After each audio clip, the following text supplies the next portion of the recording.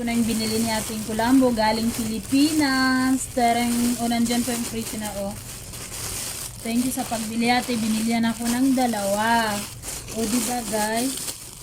Salamat talaga. This is my favorite. Sumpay ng buhay ko to guys. Makita naman ang nanay ko to sa Pilipinas. Sa mga reels ko matutuwa. Thank you so much ate. Magbakasyon si ate. Binilihan niya ako.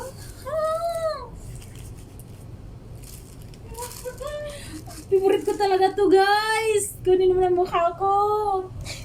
Guys, favorite ko talaga. Sobra pa to sa pera guys. Thank you so much sa nagbili nito para sa akin. O ito na siya guys. Ang laki-laki oh. Thank you so much sa nagbili. Giant pa naman guys. Isa guys oh. Dalawa kasi yung binili ni ate sa akin. Buksan ko din to isa. Grabe guys. Ilang araw ko na ito pinapanaginipan guys. Ang ganda-ganda. Ito talagang kumpleto ng buhay ko guys. O diba? Ito, magagamit ko. Tapos itatago ko itong isa.